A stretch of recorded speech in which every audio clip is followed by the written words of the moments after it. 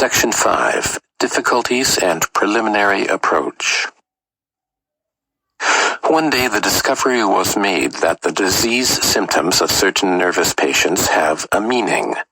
Thereupon, the psychoanalytic method of therapy was founded. In this treatment, it happened that the patients also presented dreams in place of their symptoms. Herewith originated the conjecture that these dreams also have a meaning. We will not, however, pursue this historical path, but enter upon the opposite one. We wish to discover the meaning of dreams as preparation for the study of the neuroses.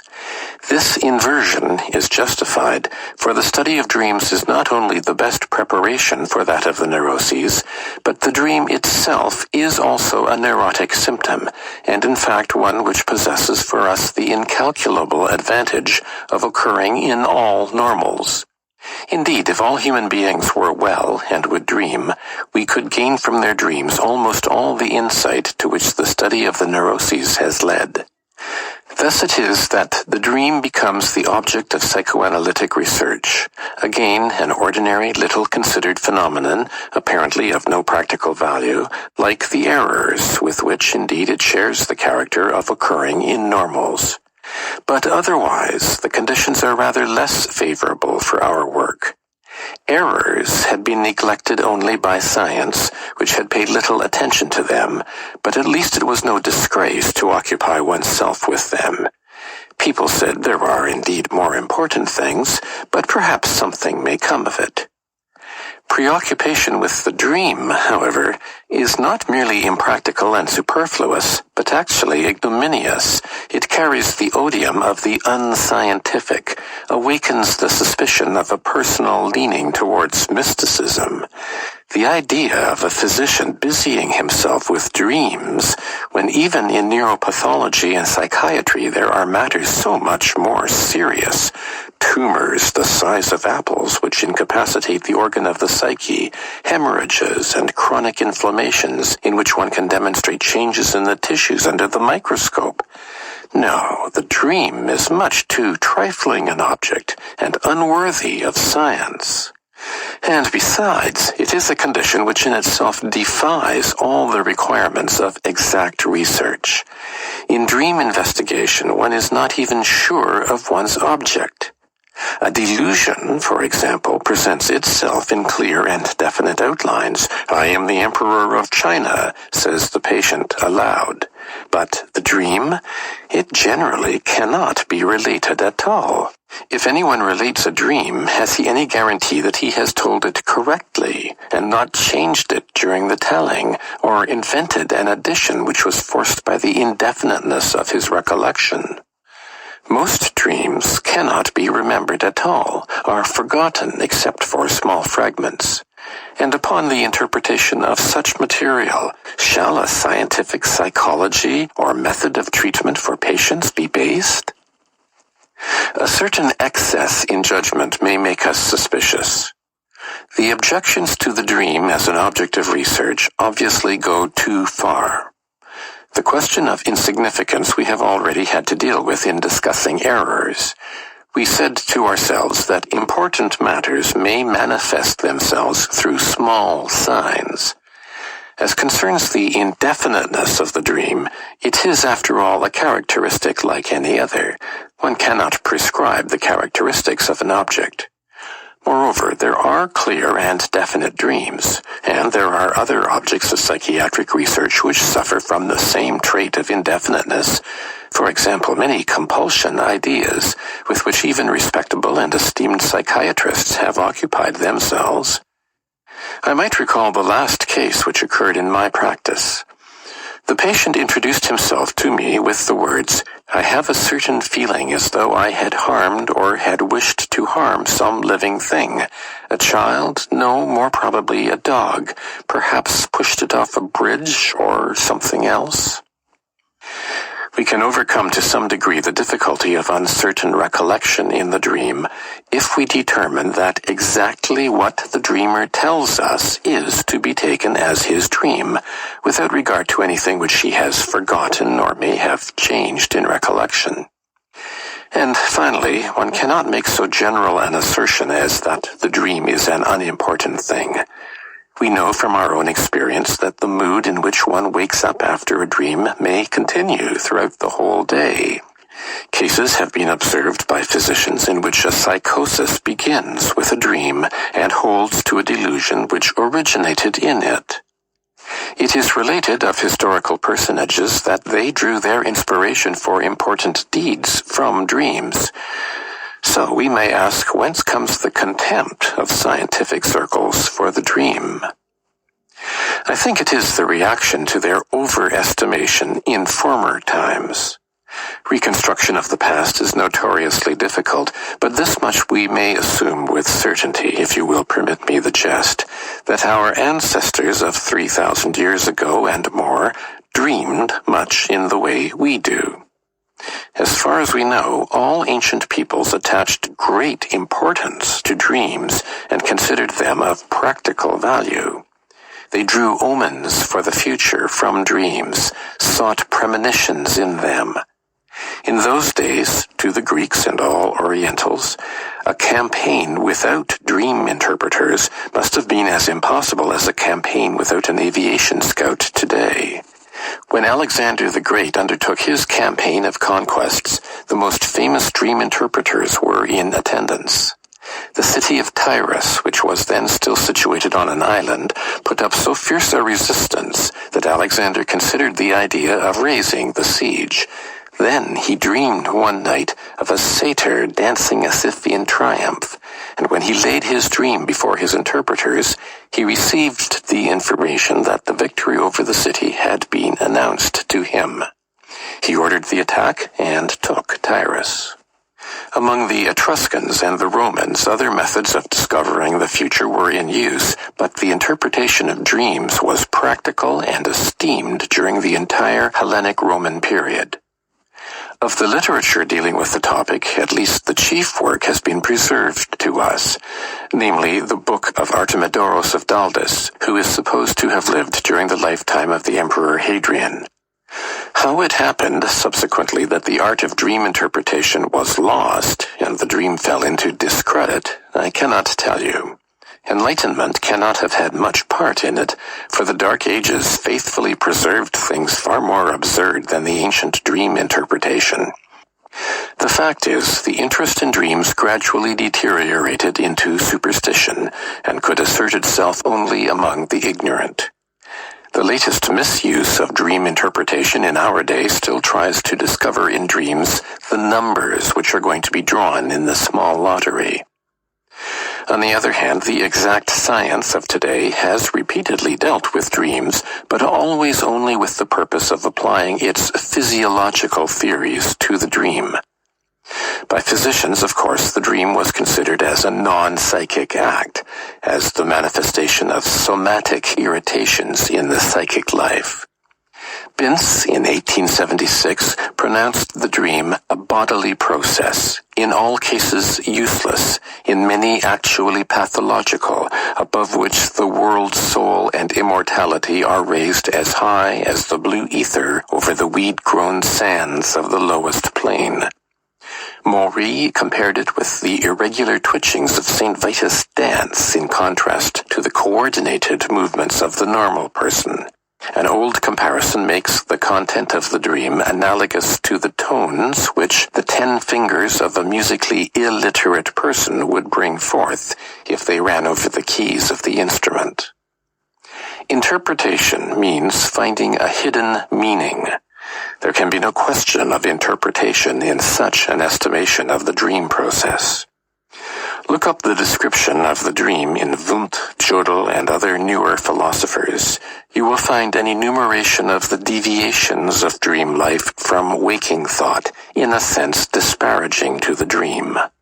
The description points out the disintegration of association, the suspension of the critical faculty, the elimination of all knowledge, and other signs of diminished activity. The only valuable contribution to the knowledge of the dream which we owe to exact science pertains to the influence of bodily stimuli operative during sleep on the content of the dream. There are 2 thick volumes of experimental researches on dreams by the recently deceased Norwegian author J. Morley-Wold, translated into German in 1910 and 1912, which deal almost solely with the consequences of changes in the position of the limbs. They are recommended as the prototype of exact dream research. Now, can you imagine what exact science would say if it discovered that we wish to attempt to find the meaning of dreams? It may be it has already said it, but we will not allow ourselves to be frightened off. If errors can have a meaning, the dream can too, and errors in many cases have a meaning which has escaped exact science. Let us confess to sharing the prejudice of the ancients and the common people, and let us follow in the footsteps of the ancient dream interpreters. First of all, we must orient ourselves in our task and take a bird's-eye view of our field. What is a dream? It is difficult to say in one sentence, but we do not want to attempt any definition where a reference to the material with which everyone is familiar suffices. Yet we ought to select the essential element of the dream. How can that be found? There are such monstrous differences within the boundary which encloses our province, differences in every direction. The essential thing will very probably be that which we can show to be common to all dreams. Well, the first thing which is common to all dreams is that we are asleep during their occurrence.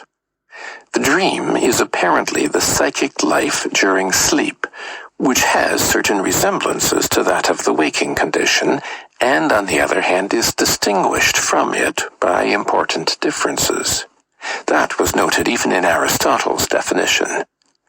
Perhaps there are other connections obtaining between the dream and sleep. One can be awakened by a dream.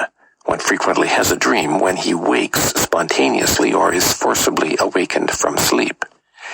The dream then seems to be an intermediate condition between sleeping and waking. Thus we are referred to the problem of sleep. What then is sleep? That is a physiological or biological problem concerning which there is still much controversy. We can form no decision on the point, but I think we may attempt a psychological characterization of sleep. Sleep is a condition in which I wish to have nothing to do with the external world and have withdrawn my interest from it. I put myself to sleep by withdrawing myself from the external world and by holding off its stimuli. I also go to sleep when I am fatigued by the external world. Thus, by going to sleep, I say to the external world, "Leave me in peace, for I wish to sleep." Conversely, the child says, "I won't go to bed yet, I am not tired, I want to have some more fun." The biological intention of sleep thus seems to be recuperation. Its psychological character, the suspension of interest in the external world.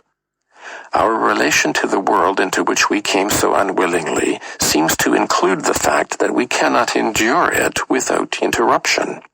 For this reason, we revert from time to time to the prenatal existence, that is, to the intrauterine existence. At least we create for ourselves conditions quite similar to those obtaining at that time: warmth, darkness, and the absence of stimuli. Some of us even roll ourselves into tight packages and assume in sleep a posture very similar to the intrauterine posture. It seems as if the world did not wholly possess us adults. It has only 2/3 of our life. We are still 1/3 unborn. Each awakening in the morning is then like a new birth. We also speak of the condition after sleep with the words, "I feel as though I had been born anew," by which we probably form a very erroneous idea of the general feeling of the newly born. It may be assumed that the latter, on the contrary, feel very uncomfortable. We also speak of birth as seeing the light of day. If that be sleep, then the dream is not on its program at all. Rather, it seems an unwelcome addition. We think, too, that dreamless sleep is the best and only normal sleep. There should be no psychic activity in sleep. If the psyche stirs, then just to that extent have we failed to reduplicate the fetal condition. Remainders of psychic activity could not be completely avoided.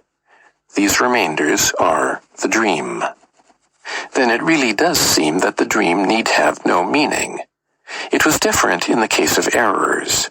They were activities of the waking state. But when I am asleep, have quite suspended psychic activity, and have suppressed all but certain of its remainders, then it is by no means inevitable that these remainders have a meaning. In fact, I cannot make use of this meaning in view of the fact that the rest of my psyche is asleep. This must, of course, be a question only of twitching, like spasmodic reactions, a question only of psychic phenomena such as follow directly upon somatic stimulation. The dream, therefore, appears to be the sleep-disturbing remnant of the psychic activity of waking life, and we may make the resolution promptly to abandon a theme which is so ill-adapted to psychoanalysis. However, even if the dream is superfluous, it exists, nevertheless, and we may try to give an account of its existence. Why does not the psyche go to sleep? Probably because there is something which gives it no rest. Stimuli act upon the psyche, and it must react to them.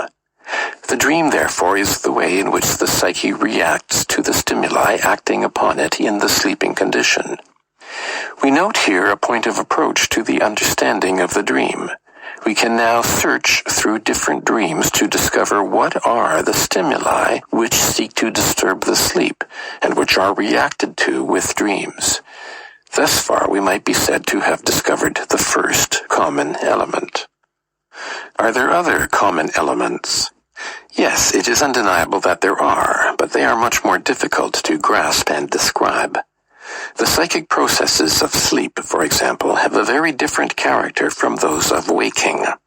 One experiences many things in the dream and believes in them, while one really has experienced nothing but perhaps the one disturbing stimulus. One experiences them predominantly in visual images. Feelings may also be interspersed in the dream as well as thoughts. The other senses may also have experiences, but after all, the dream experiences are predominantly pictures. A part of the difficulty of dream telling comes from the fact that we have to transpose these pictures into words. I could draw it, the dreamer says frequently, but I don't know how to say it. That is not really a case of diminished psychic activity like that of the feeble-minded in comparison with the highly gifted. It is something qualitatively different, but it is difficult to say wherein the difference lies. G.T. Fechner once hazarded the conjecture that the scene in which dreams are played is a different one from that of the waking perceptual life. To be sure, we do not understand this, do not know what we are to think of it, but the impression of strangeness which most dreams make upon us does really bear this out. The comparison of the dream activity with the effects of a hand untrained in music also fails at this point. The piano, at least, will surely answer with the same tones, even if not with melodies, as soon as by accident one brushes its keys. Let us keep this second common element of all dreams carefully in mind, even though it be not understood. Are there still further traits in common? I find none, and see only differences everywhere. Differences indeed in the apparent length as well as the definiteness of the activities, participation of effects, durability, etc. All this really is not what we might expect of a compulsion-driven, irresistible, convulsive defense against a stimulus. As concerns the dimensions of dreams, there are very short ones which contain only one picture or a few, one thought, yes, even one word only. Others, which are uncommonly rich in content, seem to dramatize whole novels and to last very long. There are dreams which are as plain as an experience itself, so plain that we do not recognize them as dreams for a long time after waking. others which are indescribably weak, shadowy, and vague. Indeed, in one and the same dream, the overemphasized and the scarcely comprehensible indefinite parts may alternate with each other. Dreams may be quite meaningful, or at least coherent, yes, even witty, fantastically beautiful. Others, again, are confused, as if feeble-minded, absurd, often actually mad. There are dreams which leave us quite cold, others in which all the effects come to expression, pain deep enough for tears, fear strong enough to waken us, astonishment, delight, etc. Dreams are generally quickly forgotten upon waking, or they may hold over a day to such an extent as to be faintly and incompletely remembered in the evening. Others, for example, the dreams of childhood, are so well preserved that they stay in the memory 30 years later, like fresh experiences. Dreams, like individuals, may appear a single time and never again, or they may repeat themselves unchanged in the same person or with small variations.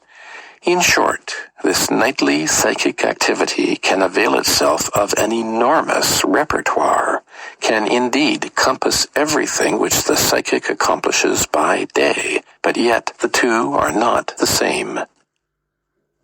One might try to give an account of this many-sidedness of the dream by assuming that it corresponds to different intermediate stages between sleeping and waking, different degrees of incomplete sleep. Yes, but in that case, as the psyche nears the waking state, the conviction that it is a dream ought to increase along with the value, content, and distinctiveness of the dream product, and it would not happen that immediately beside a distinct and sensible dream fragment, a senseless and indistinct one would occur, to be followed again by a goodly piece of work. Surely the psyche could not change its degree of somnolence so quickly.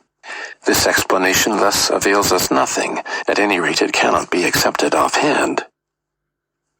Let us, for the present, give up the idea of finding the meaning of the dream and try instead to clear a path to a better understanding of the dream by means of the elements common to all dreams. From the relation of dreams to the sleeping condition, we concluded that the dream is the reaction to a sleep-disturbing stimulus. As we have heard, this is the only point upon which exact experimental psychology can come to our assistance. It gives us the information that stimuli applied during sleep appear in the dream. There have been many such investigations carried out, including that of the above-mentioned Mourly-Vold. Indeed, each of us must at some time have been in a position to confirm this conclusion by means of occasional personal observations. I shall choose certain older experiments for presentation. Maury had such experiments made on his own person. He was allowed to smell cologne while dreaming. He dreamed that he was in Cairo in the shop of Johann Marina Farina, and therewith were linked further extravagant adventures. Or he was slightly pinched in the nape of the neck.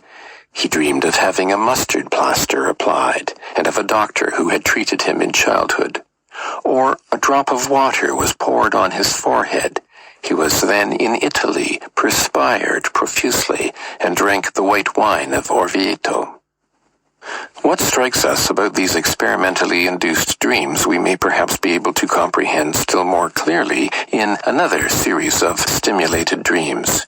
3 dreams have been recounted by a witty observer, Hildebrand, all of them reactions to the sound of the alarm clock. I go walking one spring morning and saunter through the green fields to a neighboring village. There I see the inhabitants in gala attire, their hymn books under their arms, going churchward in great numbers. To be sure, this is Sunday, and the early morning service will soon begin. I decide to attend, but since I am somewhat overheated, decide to cool off in the cemetery surrounding the church. While I am there reading several inscriptions, I hear the bell ringer ascend the tower and now see the little village church bell, which is to give the signal for the beginning of the service. The bell hangs a good bit longer, then it begins to swing, and suddenly its strokes sound clear and penetrating, so clear and penetrating that they make an end of my sleep. The bell strokes, however, come from my alarm clock. A second combination. It is a clear winter day. The streets are piled high with snow. I agree to go on a sleighing party, but must wait a long time before the announcement comes that the sleigh is at the door. Then follow the preparations for getting in. The fur coat is put on, the foot warmer dragged forth, and finally I am seated in my place. But the departure is still delayed until the reins give the waiting horses the tangible signal. Now they pull. The vigorously shaken bells begin their familiar Janissary music so powerfully that instantly the spider web of the dream is torn. Again, it is nothing but the shrill tone of the alarm clock. And still a third example. I see a kitchen maid walking along the corridor to the dining room with some dozens of plates piled high. The pillar of porcelain in her arms seems to me in danger of losing its balance. Take care, I warn her, the whole load will fall to the ground. Naturally, the inevitable retort follows, one is used to that, etc., and I still continue to follow the passing figure with apprehensive glances. Sure enough, at the threshold she stumbles. The brittle dishes fall and rattle and crash over the floor in 1,000 pieces. But the endless racket is not, as I soon notice, a real rattling, but really a ringing, and with this ringing, as the awakened subject now realizes, the alarm has performed its duty. These dreams are very pretty, quite meaningful, not at all incoherent, as dreams usually are. We will not object to them on that score. That which is common to them all is that the situation terminates each time in a noise which one recognizes upon waking up as the sound of the alarm. Thus we see here how a dream originates, but also discover something else. The dream does not recognize the alarm. Indeed, the alarm does not appear in the dream. The dream replaces the alarm sound with another. It interprets the stimulus which interrupts the sleep, but interprets it each time in a different way. Why? There is no answer to this question. It seems to be something arbitrary. But to understand the dream means to be able to say why it has chosen just this sound and no other for the interpretation of the alarm clock stimulus. In quite analogous fashion, we must raise the objection to the Maury experiment that we see well enough that the stimulus appears in the dream, but that we do not discover why it appears in just this form, and that the form taken by the dream does not seem to follow from the nature of the sleep-disturbing stimulus. Moreover, in the Maury experiments, a mass of other dream material links itself to the direct stimulus product, as, for example, the extravagant adventures in the Cologne dream, for which one can give no account. Now I shall ask you to consider the fact that the waking dreams offer by far the best chances for determining the influence of external sleep-disturbing stimuli. In most of the other cases, it will be more difficult. One does not wake up in all dreams, and in the morning when one remembers the dream of the night, how can one discover the disturbing stimulus which was perhaps in operation at night? I did succeed once in subsequently establishing such a sound stimulus, though naturally only in consequence of special circumstances. I woke up one morning in a place in the Tyrolese mountains with the certainty that I had dreamt the Pope had died. I could not explain the dream, but then my wife asked me, "Did you hear the terrible bell ringing that broke out early this morning from all the churches and chapels?" No, I had heard nothing. My sleep is a sound one, but thanks to this information I understood my dream. How often may such stimuli incite the sleeper to dream without his knowing of them afterward? perhaps often, perhaps infrequently. When the stimulus can no longer be traced, one cannot be convinced of its existence. Even without this fact, we have given up evaluating the sleep-disturbing stimuli, since we know that they can explain only a little bit of the dream, and not the whole dream reaction. But we need not give up this whole theory for that reason. In fact, it can be extended. It is clearly immaterial through what cause the sleep was disturbed and the psyche incited to dream.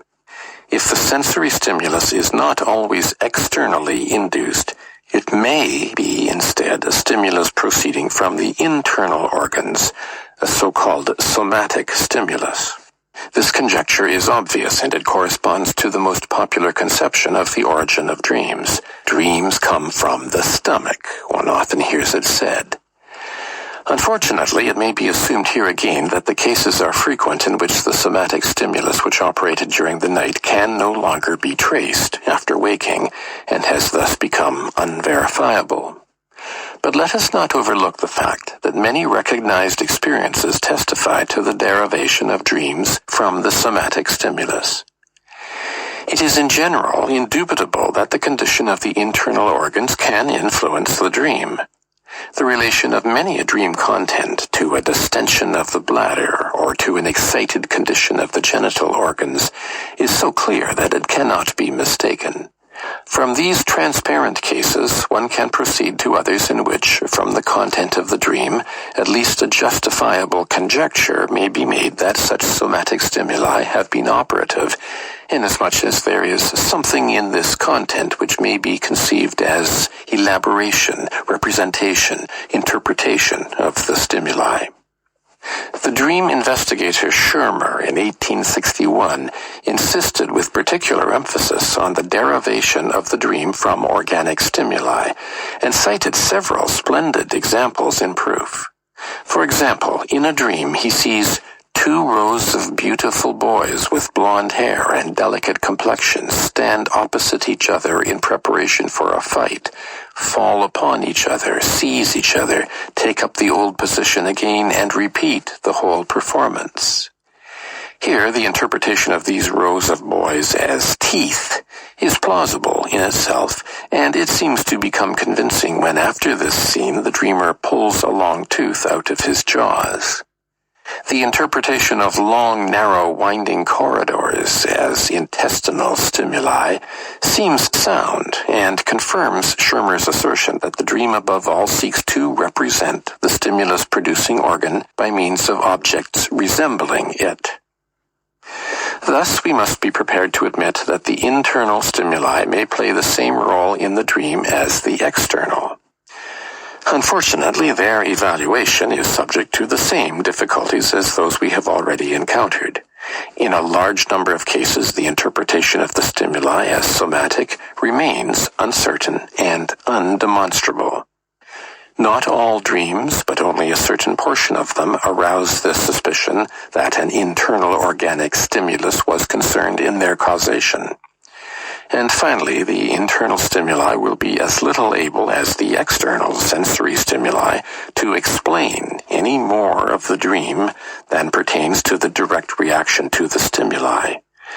The origin, therefore, of the rest of the dream remains obscure. Let us, however, notice a peculiarity of dream life which becomes apparent in the study of these effects of stimuli. The dream does not simply reproduce the stimulus, but it elaborates it, it plays upon it, places it in a sequence of relationships, replaces it with something else. That is the side of dream activity which must interest us because it may lead us closer to the nature of the dream. If one does something under stimulation, then this stimulation need not exhaust the act.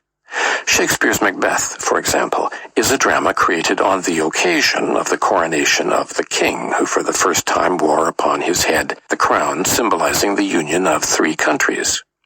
But does this historical occasion cover the content of the drama? Does it explain its greatness and its riddle? Perhaps the external and internal stimuli acting upon the sleeper are only the inciters of the dream, of whose nature nothing is betrayed to us from our knowledge of that fact.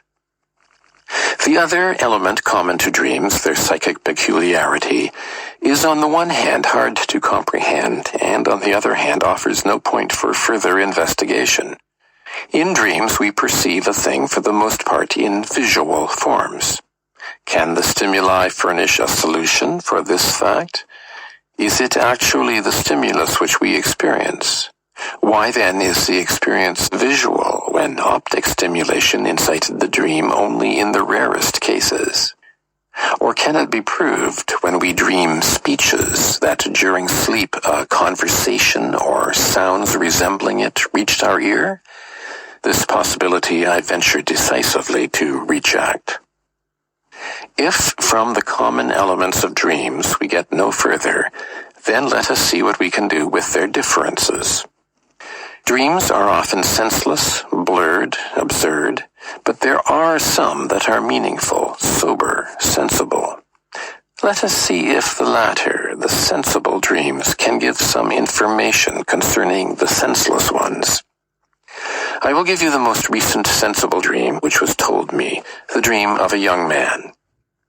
I was promenading in Kärtner Street, met Mr. X there, whom I accompanied for a bit, and then I went to a restaurant. 2 ladies and a gentleman seated themselves at my table. I was annoyed at this at first and would not look at them. Then I did look and found that they were quite pretty. The dreamer adds that the evening before the dream he had really been in Kärtner Street, which is his usual route, and that he had met Mr. X there.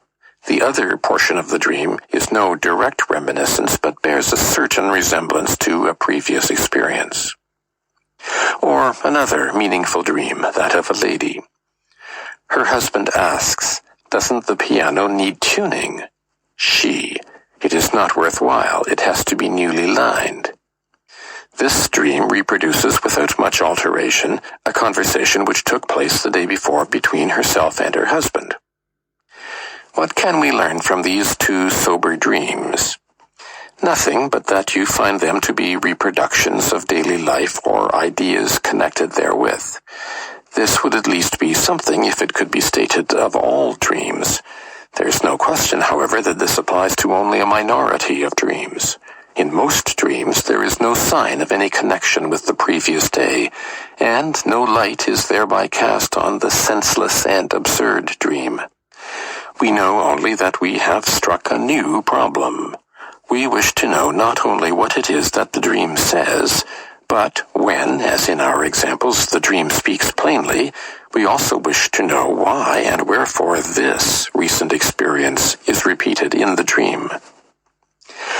I believe you are as tired as I am of continuing attempts like these. We see, after all, that the greatest interest in a problem is inadequate if one does not know a path which will lead to a solution. Up to this point, we have not found this path. Experimental psychology gave us nothing but a few very valuable pieces of information concerning the meaning of stimuli as dream inciters. We need expect nothing from philosophy except that lately it has taken haughtily to pointing out to us the intellectual inferiority of our object. Let us not apply to the occult sciences for help. History and popular tradition tell us that the dream is meaningful and significant. It sees into the future. Yet that is hard to accept and surely not demonstrable. Thus, our first efforts end in entire helplessness. Unexpectedly, we get a hint from a quarter toward which we have not yet looked. Colloquial usage, which after all is not an accidental thing but the remnant of ancient knowledge, though it should not be made use of without caution. Our speech, that is to say, recognizes something which, curiously enough, it calls daydreaming. Daydreams are fantasies. They are very common phenomena, again observable in the normal as well as in the sick, and access to their study is open to everyone in his own person. The most conspicuous feature about these fantastic productions is that they have received the name daydreams, for they share neither of the 2 common elements of dreams. Their name contradicts the relation to the sleeping condition, and as regards the second common element, one does not experience or hallucinate anything, one only imagines it. One knows that it is a fantasy, that one is not seeing, but thinking the thing. These daydreams appear in the period before puberty, often as early as the last years of childhood, continue into the years of maturity, are then either given up or retained through life. The content of these fantasies is dominated by very transparent motives. They are scenes and events in which the egoistic, ambitious, and power-seeking desires of the individual find satisfaction. With young men, the ambition fantasies generally prevail. In women, the erotic, since they have banked their ambition on success in love. But often enough, the erotic desire appears in the background with men, too. All the heroic deeds and incidents are, after all, meant only to win the admiration and favor of women. Otherwise, these daydreams are very manifold and undergo changing fates. They are either, each in turn, abandoned after a short time and replaced by a new one, or they are retained, spun out into long stories, and adapted to changes in daily circumstances. They move with the time, so to speak, and receive from it a time mark, which testifies to the influence of the new situation. They are the raw material of poetic production, for out of his daydreams, the poet, with certain transformations, disguises, and omissions, makes the situations which he puts into his novels, romances, and dramas. The hero of the daydreams, however, is always the individual himself, either directly or by means of a transparent identification with another. Perhaps daydreams bear this name because of the similarity of their relation to reality, in order to indicate that their content is as little to be taken for real as that of dreams. Perhaps, however, this identity of names does nevertheless rest on a characteristic of the dream which is still unknown to us, perhaps even one of those characteristics which we are seeking. It is possible, on the other hand, that we are wrong in trying to read a meaning into this similarity of designation. Yet that can only be cleared up later. End of section 5.